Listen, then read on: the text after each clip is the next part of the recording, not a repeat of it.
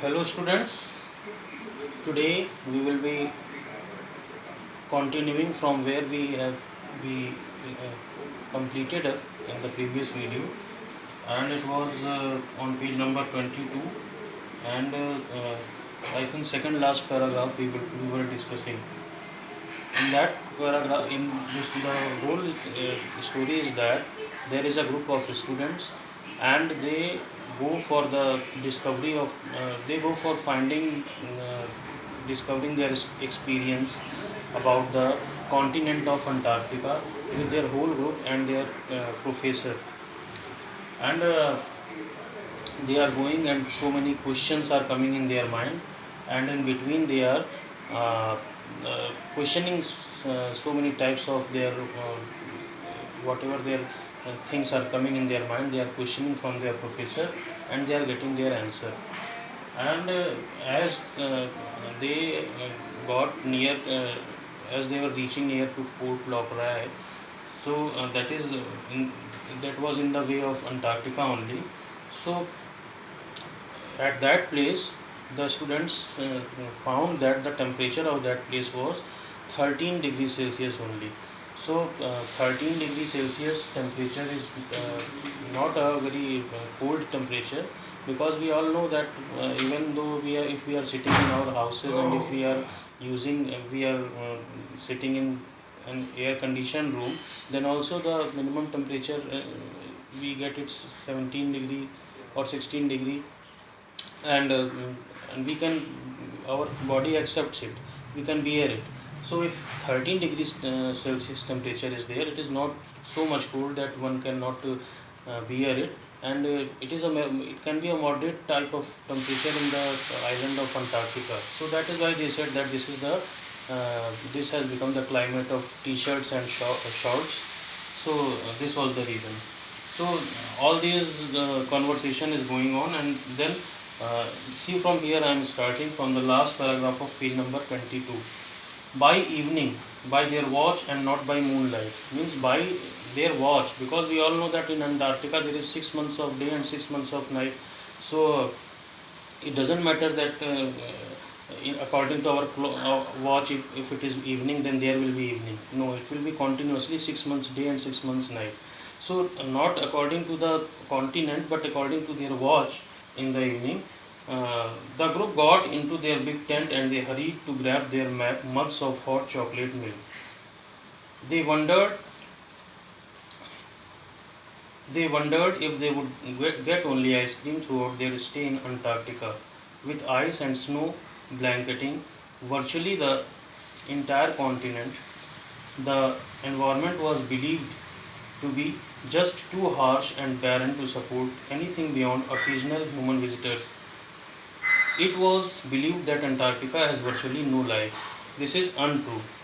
So the students then, according to their watch, when it was evening, they got into a big tent there to stay back there, and they all of them, along with their professor, they drank a mug of hot chocolate milk, and they were wondering that if we would up to what extent of time, whatever extent of time we are staying here, we could get ice cream to eat, to have it. So they were thinking in their mind, but the thing was that they were feeling that the climate was not very good, means it was too harsh type of climate, and it was nobody could no human being can survive there, they were thinking. But this was untrue. Scientists have in recent years learned that while the life might not be visible, it is definitely there, in the snow, in the ice, in the lakes and streams under the ice, and in the waters under the ice sheet. So it is being said that scientists have discovered that life is there in the snow also, in the lakes also, in the ice also. Life is there. Although human being is not there, but life is there. It is kingdom of microbes, of tiny bacteria and other microscopic organisms.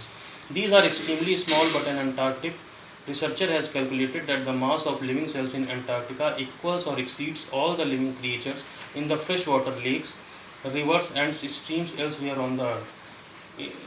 one of the scientists have discovered that unicellular microorganisms which cannot be seen through our naked eyes. We have to use a microscopic thing. So with that thing we can see, with that instrument we can see those type of microbes like bacteria or those types of microbes. And he has said that the number of this type of microbes in Antarctica can be equal to or can be more than whole of the microbes of the rest over of the world which are there in the water. So it has been discovered. Mohit, the most inquisitive of all, asked Professor Green, Antarctica is covered with ice. How would it matter if some of the ice melts here? Professor Green couldn't help smiling and remarked, Mohit, it is true that this continent has a lot of ice and only about 0.4% of Antarctica is not covered by ice. Moreover, in the winter, Antarctica doubles in size due to the sea ice that forms around the coast. The sea ice expands up to an extra 20 million square kilometer of ice around land mass. That's one of the half USA's, 2 Australia's or 50 UK's worth of ice area that form then breaks up and melt each year. So Mohit Agrawal, who was the leader of that group, he asked to his Professor Green his name was, he is asking that, sir, if some ice is melting also, then what is the problem? It is so much of big glaciers are there. If some ice are melting there, then what is the problem? Then Professor Green smiled and he said that it is true that some ice is melting, but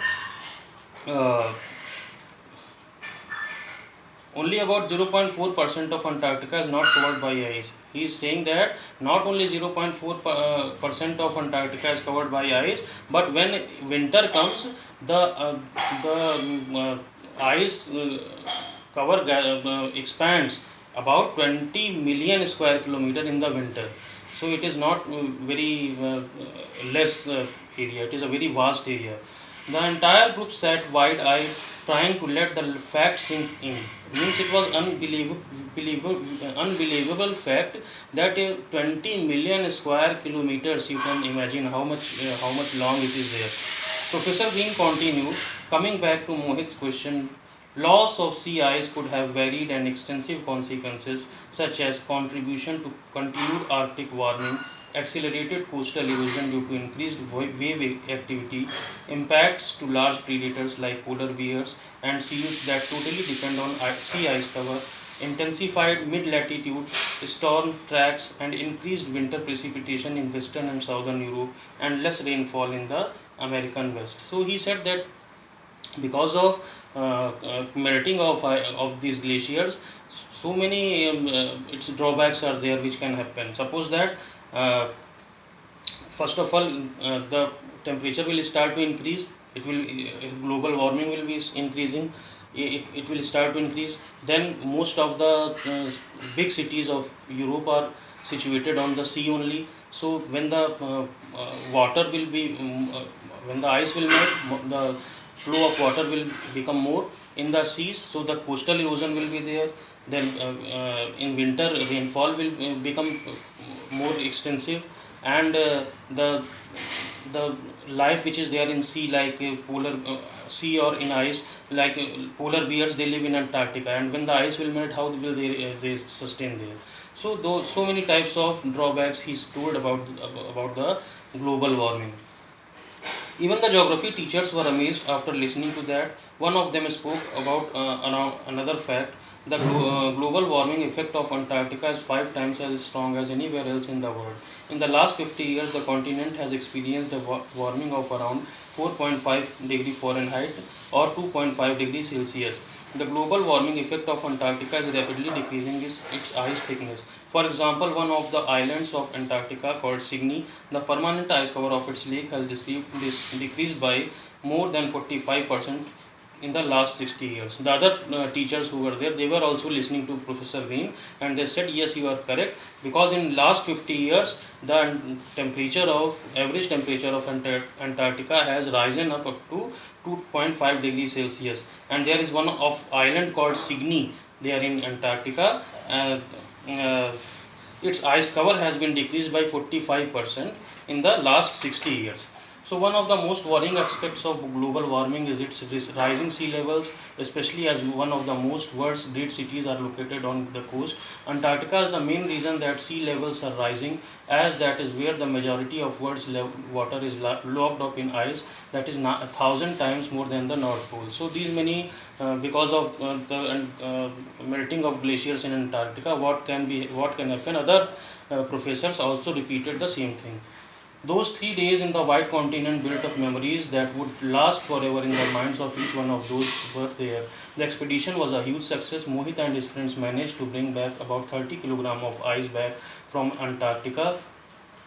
uh, Antarctica to show their teachers and friends back to school. 5 liters melted, but they were able to save the glacial water in the seed bags that was kept in. The group came back with the idealism that they can make a difference to the growing threat of global warming in a positive matter. Positive manner. So they stayed back there 3 days, and they just packed a 30 kilogram of ice from there, and they brought up, and it was melted in the way 5 kilogram it was melted, but it became water. But that melted water of glacier they brought there in the school, and they show it there to their friends.